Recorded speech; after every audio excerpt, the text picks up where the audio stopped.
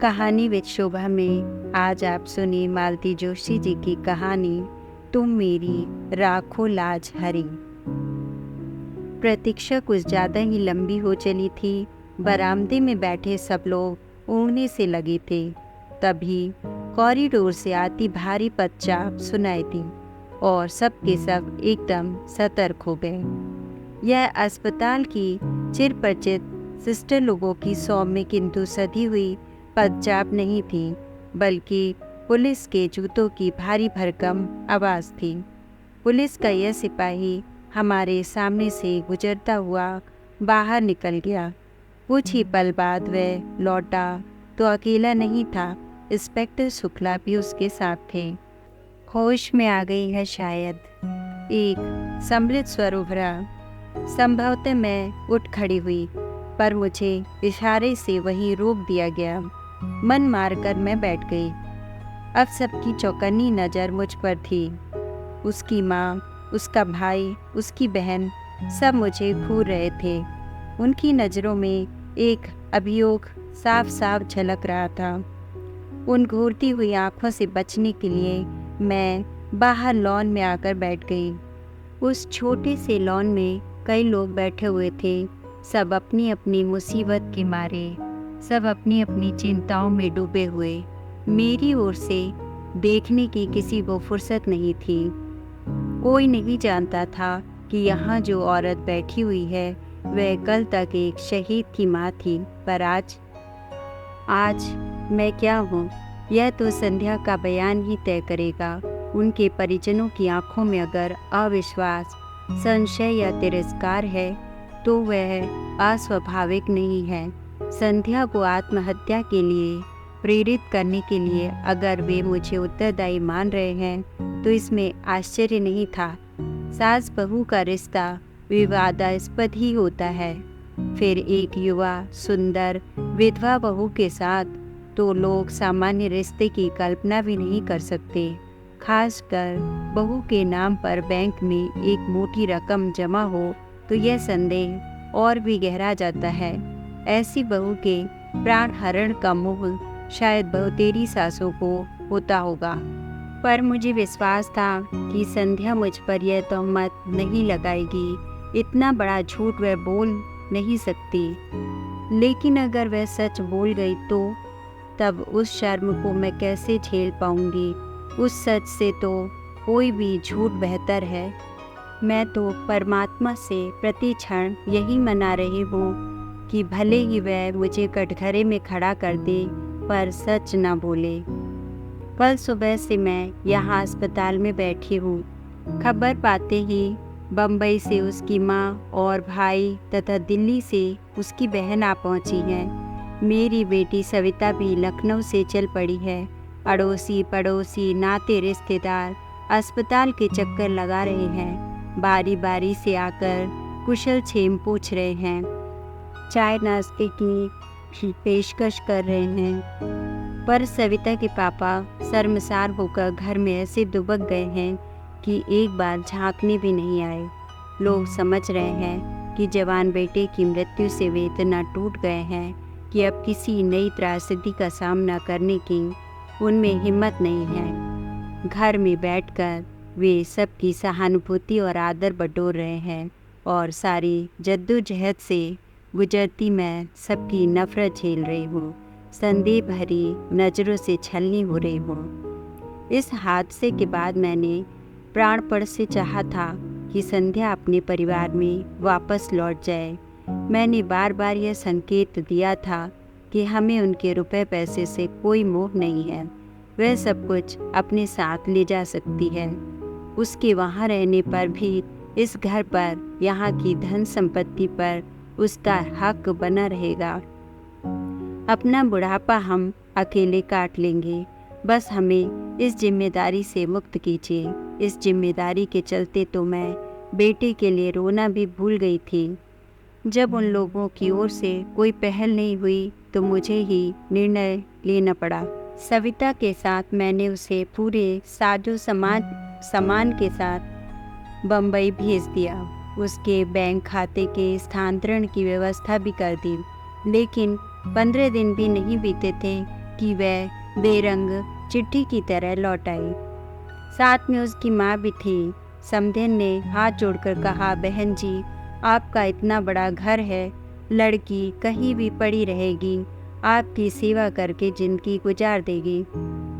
यह घर तो उसी का है, वह जब चाहे यहाँ आ जा सकती है। मैंने तो आपने कुछ अच्छा ही सोचा होगा, मैं जानती हूँ। घर की बात बाहर उछालनी नहीं चाहिए, पर आप तो अपनी हैं, आपसे क्या छिपाना। इसके पिता जी की मृत्यु के बाद उस घर में बहू का राज हो गया है। राज क्या है, पूरा रावण राज है। हम माँ बेटी ने कैसे दिन गुजारे हैं मैं जानती हूँ, इसीलिए मैंने इसकी पढ़ाई भी पूरी नहीं होने दी, जल्दी शादी कर दी। सोचा था अपने घर में सुख से रहेगी, पर भाग्य में हो तब तो। उसकी शादी के खर्च को लेकर बहू जब तब ताने देती है। अब अगर वह हमेशा के लिए आ गई तो हमारा जीना मुश्किल कर देगी। लेकिन वहाँ रहने की ज़रूरत ही क्या है, हम लोग एक अच्छा सा फ्लैट ले लेंगे। आप उसके साथ बनी रहिए, हमें भी फिक्र नहीं रहेगी। लेकिन मैं तो सब दिन बैठी नहीं रहूँगी। उसके बाद बहन, हम भी कोई अमर पट्टा लेकर नहीं आए हैं, जाना तो हमें भी है, और जितनी जल्दी चले जाएं उतना अच्छा, पर जाने से पहले उसका ठिकाना करके जाना है। अच्छा घर वर देखकर उसकी शादी कर देनी है। इतनी बड़ी पहाड़ से जिंदगी वे अकेले कैसे काटेगी। तो बहन जी, यह काम भी आप ही कर सकती हैं। भाई साहब आपके साथ हैं, मेरे पास तो कोई साधन भी नहीं है। उसके भाई भाभी लालच में आ गए तो दूसरी शादी भी नहीं होने देंगे। जिंदगी भर इसके पैसों पर कुंडली मार कर बैठ जाएंगे। आपको अपने बेटे पर जरा भी एतबार नहीं है। बेटा अपना है तो क्या हुआ, बहू तो पराए घर से आई है। बेटा भी अब उसी की आंख से देखता है, उसी के कान से सुनता है।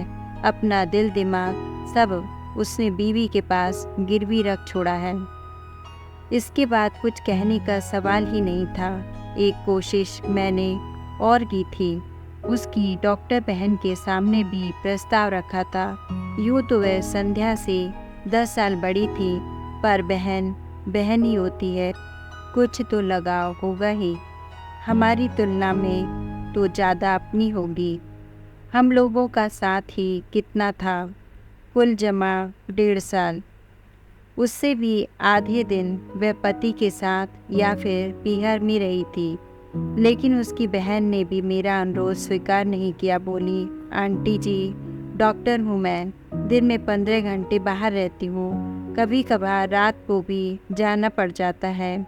इनका क्लिनिक घर पर ही है, कभी कोई ऊंच नीच हो गई तो मुसीबत होगी।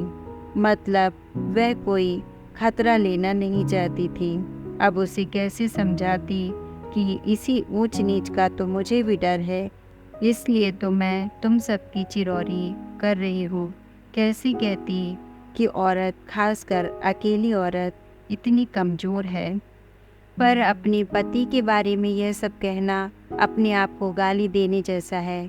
इसीलिए तो सारी उम्र ओट सीकर इस दर्द को पीती रही हूँ। जानती हूँ जब पुरुष की नीयत खराब होती है तो जाति, उम्र, रिश्ते, सारी चीज़ें गौड़ हो जाती हैं। इसके चलते मैंने कितनी नौकरानियों को भुगता है मैं ही जानती हूँ। रिश्ते की बहनों और नंदों की मैंने मजबूरन चौकीदारी की है। पड़ोसियों से भी कभी दुआ सलाम के आगे संबंध नहीं बढ़ने दिए। पूरी जिंदगी बहुत चौकस रही हूँ मैं, घर की इज्जत पर आँच नहीं आने दी। पर अब मुझसे यह सब नहीं हो सकेगा। टूटा हुआ मन और थका हुआ शरीर लेकर मैं पराई लड़की की जिम्मेदारी कैसे संभाल पाऊंगी। मेरा मन उसी दिन कांप गया था जब शोक से बेहाल संध्या को इन्होंने अंक में भर लिया था। दुख की उस कातर घड़ी में सोचने समझने की शक्ति लुप्त हो गई थी। फिर भी वह दृश्य मेरे अवचेतन में उतर गया था। अपनी सूजी हुई आंखें लेकर सविता ने उसी क्षण मेरी ओर देखा था। पल भर को हमारी नजरें मिली थीं। और उसने तुरंत आगे बढ़कर संध्या को गले लगा लिया था। बेचारी लड़की अपने पापा के चरित्र के इस पहलू को जानती है, इसीलिए अतिरिक्त रूप से सहज रहती है। घरेलू पार्टियों में जब पापा ज़्यादा बेतकल्लुफ़ होने लगते थे तो वह भी तृष्णा से मुँह फेर लेती थी। पापा अगर उसकी सहेलियों की चोटी खींचते, पीठ पर धौल जमाते या गाल में चिकोटी लेते तो उसका चेहरा तमतमा जाता। मुझसे अक्सर कहती, मम्मा स्कूल में आप ही आया करो। पापा बिना बात के मैम की साड़ी वाड़ी की तारीफ़ कर देते हैं, बड़ा ऑकवर्ड लगता है। मैंने कितनी बार कहा है कि हम लोग अंग्रेज नहीं हैं, हमारे यहाँ किसी महिला के कपड़ों की तारीफ़ करना, हेयर स्टाइल या चूड़ी बिंदी पर कमेंट करना अच्छा नहीं समझा जाता। पर इन्होंने कभी मेरी बात नहीं मानी, उल्टे मुझ पर बिगड़ते, तुम्हारा तो दिमाग ही खराब है, हर बात का गलत मतलब निकाल लेती हो। तो संध्या का मेरे पास रहना तय हो गया। मुझे लगा जैसे मैंने अपने आंचल में अंगार भर लिए हैं। 15-20 दिन सविता को मैंने रोक लिया। वह साई की तरह संध्या के साथ बनी रही, पर वह भी कितने दिन रहती। उसका भी घर बार था, बच्चे थे, बूढ़े सास ससुर थे, उसे तो जाना ही था। अपनी मुसीबत हमें ही भुगतनी थी।